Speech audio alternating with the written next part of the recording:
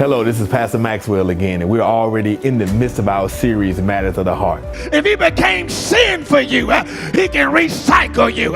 If he died for you, he can recycle you. I don't care how many men you slept with. I don't care how many women you slept with. I don't care how much crack you smoke. I don't care how much heroin you shot up in your veins. I don't care how many times you got drunk. God can recycle you and use you again. I truly want you to hit me on Instagram, email me, inbox me, and tell me something you've gone all in to do and God has blessed you, because I promise you, I already know if you made a commitment to do something fully for God, I already know he gave you a miraculous outcome. Please be free to share your thoughts with me and continue to listen to this series. So what you was a whoremonger? So what you was a liar? So what you was a cheat? God can recycle you. If they can recycle Coke, if they can recycle Pepsi, if they can recycle paper towels, if they can recycle metal, if they can recycle cars, if they can recycle houses, if they can recycle bricks, then my God can recycle me. If you want to order this series, go to www.willardmaxwell.org or check out the information at the bottom of this screen, and you'll be able to secure either the message individually, or for the best deal, you can secure the entire package. I need you to set a match and burn your past and understand that your future does not care about your past. Now stay tuned for a life-changing, empowering word from Dr. Willard Maxwell Jr. Radical faith in our series, Matters of the Heart. Sometimes one snapshot of one moment of one person's life is a caricature of a person's entire character. This is the moment for Saul. Can't you just see Saul chilling in the shade, eating pomegranates under the tree?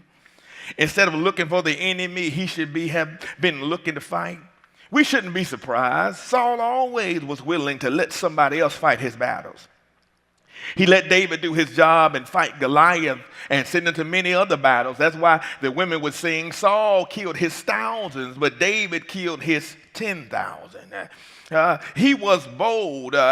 Jonathan wasn't like his father. He was bold. He was a proactive soldier. He didn't wait for the fight to come to him and try to avoid it. He went and picked fights. Saul was playing not to lose. Jonathan was playing to win. That's the difference between fear and faith. If you let fear dictate your decisions, you will live defensively, reactively, cautiously. Living by faith is playing offensive with your life. It's a difference It's a difference of holding out on God and going all out for God. Jonathan picking a fight with the Philistine was crazy, but it was God crazy. Don't be surprised when people mock you, criticize you, laugh at you when you do something with crazy faith. In fact, if you aren't being criticized, when you should be concerned. If they're not talking about you, you're not making a difference with anything. If you're not on somebody's mind and they're not talking about you, you're not doing anything at all. You're not making a difference. Come on, somebody. Do you want to be radical or do you want to be normal? See, when I think about myself, I don't know what you think about me, and I don't know what you think about yourself, but the Bible tells me that I'm wonderfully and fearfully made. He did not create me to be normal, but to have an impact on the world, not just Newport News, not just Hampton Roads. God has made you to make a great impact for the kingdom. I'm sure the other 11 disciples would periodically talk about Peter, calling him crazy, reminding him when he sank in the sea at Galilee, but they never tried to walk on water. It's amazing how people want to sit down and talk about you that never get out the boat. They always talking about how somebody attempted to do something while they sat cowardly on the seat on the boat in their life and ain't done nothing at all. If you ain't done nothing, shut your mouth. If you ain't never sang a solo, shut up and stop criticizing. If you ain't never preached a sermon, shut up and sit down. If you ain't never done something for God, shut up and be quiet. David's brothers criticized martyrized him for challenging Goliath, but they were getting pumped for 40 days. David was the only one bold enough that went out to go fight. Saul tried to coach David, and David put on the armor, but he couldn't walk in what Saul had. And what he learned, Miss Rosita, was don't talk to people that's on the sideline. Why would you go get advice from somebody who never did anything at all? Why would you go talk to people who've never accomplished anything? They're going to always tell you what you shouldn't do, and it ain't going to be like this, and this ain't going to work because they don't ever do nothing. Stop talking to people that sit on the bench. Can I talk to you about the bench right quick? Some of the people that's on the bench sitting right beside you, they come and sit in the same chair every Sunday, get mad at somebody else in their chair, but don't never do nothing for God, don't never do nothing for ministry. Only here on Sunday because it's a ritualistic thing that they do. Never come on Wednesday, never come on nothing when we go out, never try to go feed the hungry, never try to do anything on a mission trip, never try to help Miss Rosie to do anything with the missionary, never try to do anything with Miss Gilliam with the prayer band, never try to do anything at all, but they want to come in here, sit down, and talk about everything that's going wrong in the house, but you ain't done nothing.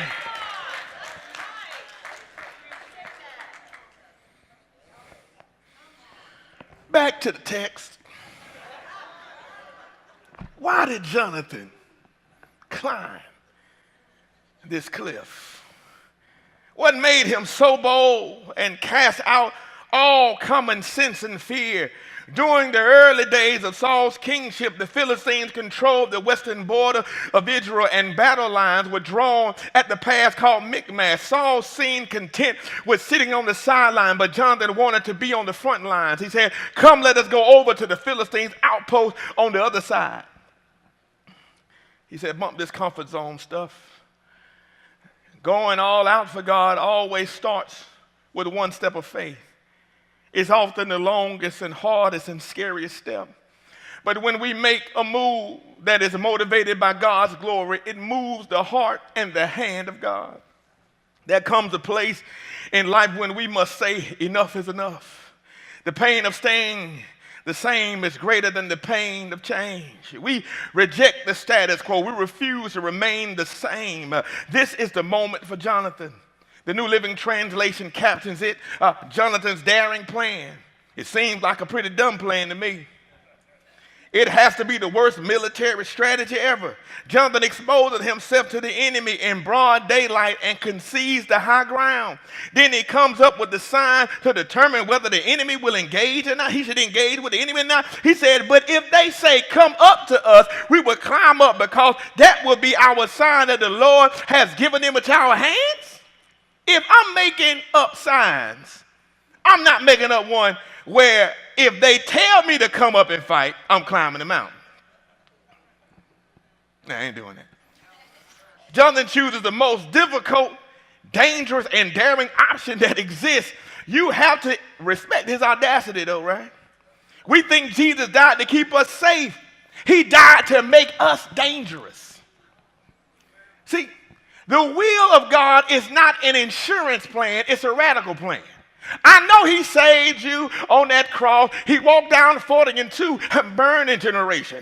Rolled down on Friday, stayed in the grave all day Friday, all day Saturday. But early Sunday morning, he got up with all power in his hand.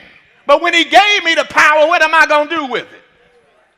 See, some of us not doing anything for God because the only thing you thought Jesus died for was to save your soul. He died for you to do something for the kingdom and save other people's souls. But all you want to do is say, I'm saved, and you sit on the pew and you talk about folk when they fall and you talk about people when they mess up. You ain't nothing but the prodigal son that stayed at home and didn't do nothing. You know the little hating brother? When the other brother came back home, the other brother was mad, but he ain't never get off the pew. I'm telling you, that house is a pew. Some of y'all come and y'all sitting here every Sunday. Look good, smell good, ain't done nothing. Somebody came up to me the other Sunday and said, I ain't lazy. I'm like, I ain't call you lazy. I just said some folk lazy. So, you know what they say about hit dogs, right? Oh.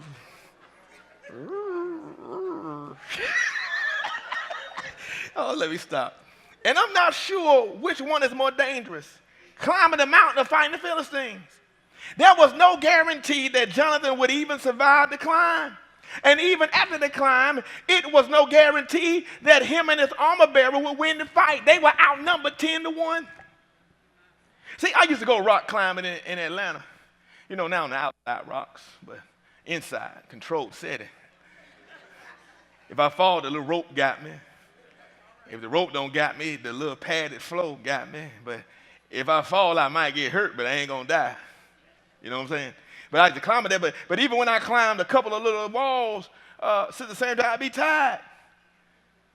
If I would have climbed them walls and then went to a church conference, I wouldn't have said nothing back to nobody. Ready to fight nobody after you climb a wall. This man done climbed up a cliff and went to fight. Can you imagine sword fighting after climbing a cliff? Some of us ain't got past the cliff yet, right? His arms were tired. He may have had cramps in his legs and hands from the climb. I'm sure he was tired and out of breath. And when he got to the top of the cliff, Jonathan did not take the easy way out. He was totally committed. He was not waiting on something to happen. He took it upon himself to make something happen. But although he took it upon himself to make it happen, he knew without a shadow of a doubt that it was God. If something was going to happen, it was going to be God working through him. What motivated Jonathan? What triggered this insane courage? What quelled his fear and fueled his faith? What gave him guts to climb the cliff and with the intent of entering a battle where he was outnumbered 10-1? The only way to psychoanalyze Jonathan is to exegete the text. Jonathan says, perhaps the Lord will act in our behalf. Most would say, and think the opposite of Jonathan, and say, perhaps the Lord won't act in our behalf. So I'm going to stay down here. People oftentimes let fear and not faith dictate their decisions. So they end up like Saul up under a pomegranate tree on the outskirts of Gibeah, avoiding battles that have the potential of elevating them to the next level. Our lack of courage is really a lack of faith. Instead of playing to win, we play not to lose. Cliff climbers would rather climb and fall in the attempt than to sit and do nothing. They'd rather make mistakes than miss opportunities. Cliff climbers know that one step of faith can create a tipping point that changes not only their decisions, but the course of history. That's exactly what happened after Jonathan's bold move. Scripture states, so on that day the Lord saved Israel. See, all it took was one radical act of faith. That's all it ever takes. If you don't take the risk, you will never know what would have happened. The longest regrets are inaction regrets. The things that you would have, could have, or should have done haunt you most because you will never know what could have happened. What are you scared to do that is of God, that is pressing on your heart? Step up today and do it. Everybody kept talking about we couldn't get all 3 buildings because they was only selling 2. And they got mad. I got a witness in Trustee Shaw when we presented the offer. But thank God we went ahead and did what we felt like we should have, or we would have regretted it. What is it? Somebody else would have came and got it. What? The Unabomber is back. Just playing. There are 2 types of people in the world. Those who ask why and those who ask why not. Why people look for excuses. Why not people look for opportunities. Why people are afraid to make mistakes. Why not people don't want to miss out on God's ordained opportunities. Jonathan was a why not type person. He decided to fight the Philistines. He was tired of playing defense the entire game. He wanted to play offense. He was tired of settling for the status quo, and he wanted to disrupt it. How do you become a why not person?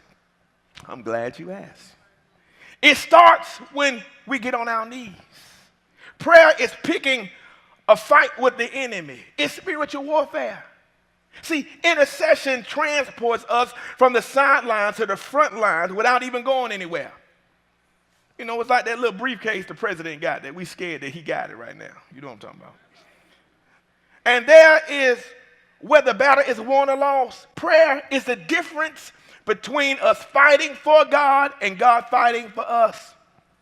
But we can't just pray. Can I talk to the church folk? We have to watch and pray.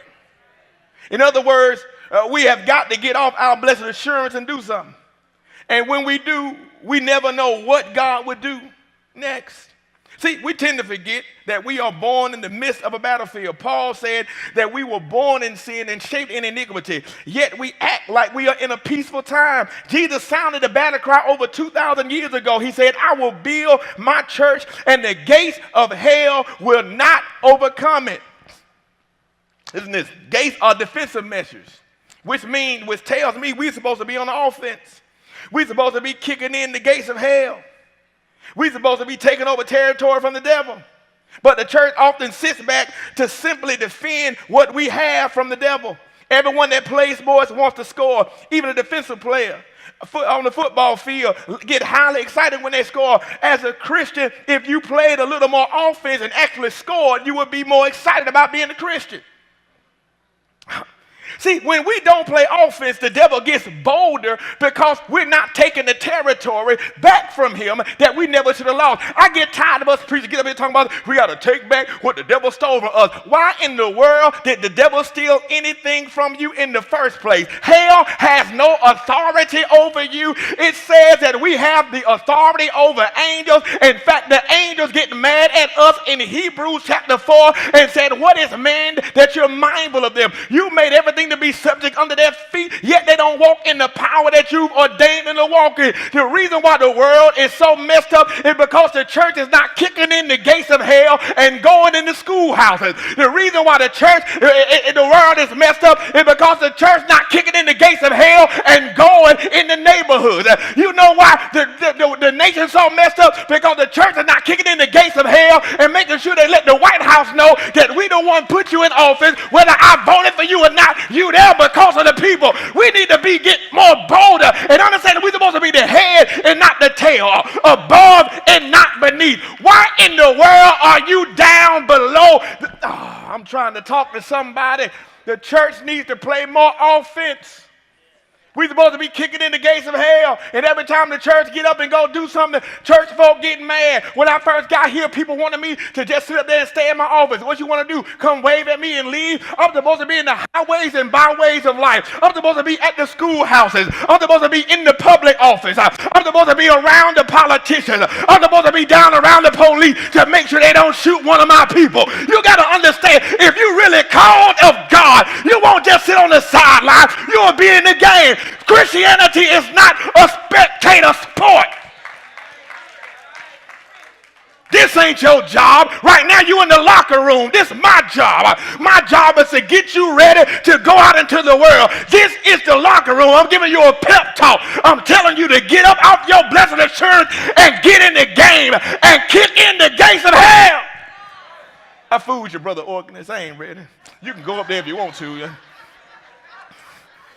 I just got crunk. Thank you, old man. Look at you. On deck for me. I appreciate you so much. You got to score. You got to score. Back in the day, it's funny how somebody had a discussion, and I hope they don't. Well, they look at it, I don't care. They were talking about how this preacher preaches with a hologram, and that ain't of God. And I'm like, if they can do it, so what? The thing about it is we don't take territory from the devil. I had to take them back down memory lane. I wasn't born at the time, but I know my history. And I had to say, remember when some denominations wouldn't take in the converts from people that watched evangelists on TV. They said TV was the devil. And they didn't want the converts that got converted on TV that was coming to join their church because the pastor said, go find you a church home because if I'm not in your city, you need to find a church home to cover you. They said it was a devil. When I got to New Beach Grove, people told me Facebook was a devil. Think I'm playing. They said it in a workshop. Facebook is the devil. Facebook ain't the devil. Facebook becomes some of the devil's stuff because we don't take territory from the devil. The problem is God has created everything. He's the one. He's the author and finisher of our faith. The devil can't create anything at all. God creates Facebook. God creates the internet. The problem is that the devil begins to take it because the only thing he can do is kill, steal, and destroy. And he fools these silly Christians who just want to sit on their backside and do nothing. Right now, if you get on Facebook or Instagram or Periscope, that's one of the easiest ways to evangelize and go into people's houses without being invited, without even having to knock on their door. You can sit right here at your house until I can convince you that you need to go inside somebody's church and forsake not the assembling of yourselves together. It's not for me to say that's all you need to do is listen to me online. My job is to throw some bait out there and catch you and reel you in and bring you in this house or put you in somebody else's house. I'm tired of these silly Christians acting like everything we do is of the devil when people are being pulled out of the gates of hell. Now, get back to my sermon. 2,000 years ago, Jesus gave us authority and said that we would do greater exploits than he did in his name. We've been given a green light to go for it. Do we need to be sure that it is God's will before we act? Yes. But stop using "I got to pray" as a cop-out. Pastor asks you to do something. Pastor, I got to pray about it. 9 times out of 10, you just don't want to do it. Just tell me no. Sometimes people really got to pray, but most of the time they ain't got to pray. It's just a way of hiding behind the traditional cliche of prayer. You're supposed to pray, but you're supposed to watch and pray. Faith without works is dead. Oh, I got to pray about that. People stand up in the church, come up, did you pray about this? Did you pray about that? Yes, I prayed about it. I ain't praying in your house with you, but I prayed about it before I made a decision that God told me to make. I'm going to leave that alone. Can I talk about something? We are all subject to pride and lust and anger and jealousy. Those dictators often affect our decisions in subconscious ways, but the worst is fear, which creates self-doubt. Fear governs through intimidation. Fear will keep you stagnated by keeping you afraid to fail, which causes you to do nothing. Can I talk to y'all about something right quick and tell y'all my little personal business to the world? I guess I'm on the internet. I'm acting like it's a secret, but y'all live streaming, you know. I remember when I did comedy a couple of times, one time the microphone didn't work and I got booed. Boy, that hurt me. But it didn't kill me. And I said, I got to go back the next night. And I remember the first person that booed me. And I came back. I ain't even had no material. I just talked about them the whole day. I ain't going to lie. Did my D.L. Hewley on that one. All it did, he wasn't there when he got booed again. Because I ain't had nothing. But I'm like, I'm going to go at my fear. And every time he said something, I repeated. It was funny. I repeated back because they couldn't really hear him. I had the microphone. And I had to go back and face my fear. Greatest thing that ever happened to me was to get booed. Why? It made me bold. It didn't kill me. I failed, but I came back. And so now I don't care, especially if I'm getting a check. I get paid for trying to make you laugh. If I fail, I tried. I still want my money, though. You feel me? What I'm saying is this: failure is not the enemy of success.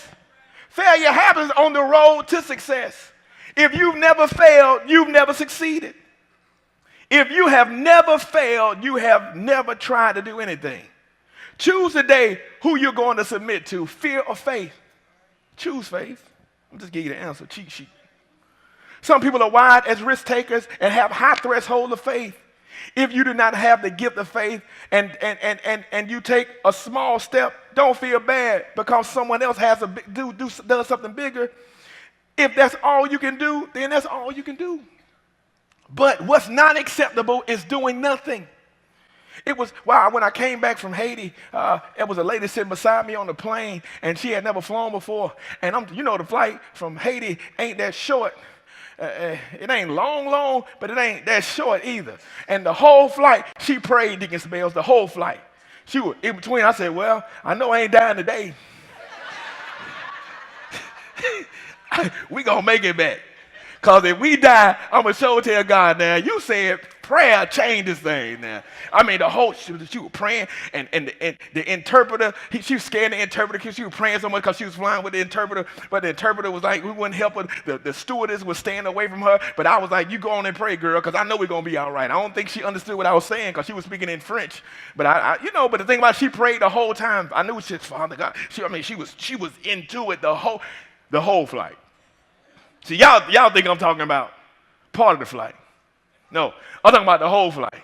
I'm talking about she went up to the bathroom walking and praying.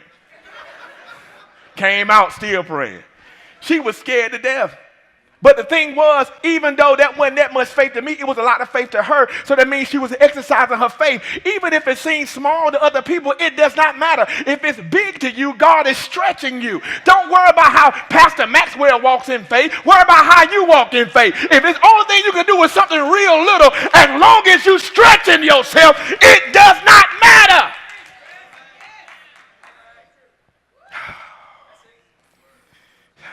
See. You got to hang around someone that can sharpen and edify your gift.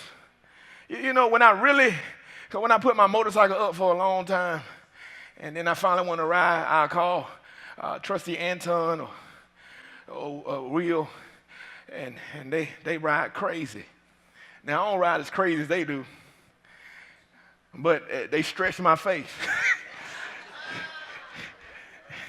They'll be going 100 and something all the time. And I'll be like, woo, I stare there with me like, oh no, but mine got it. When they're going straight up, I catch up with them because mine got the power. I just don't use it.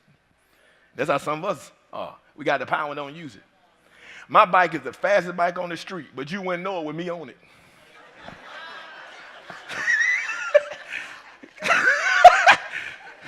Dude said, I bet I can beat you. I bet you can. Dude said, because I got all this in mind. I got all this. No, dude, you don't understand. If I'm on your bike or my bike, you going to win. I don't ride like that. You understand? Dude just be coming up beside me, challenging me like, you want to, dude.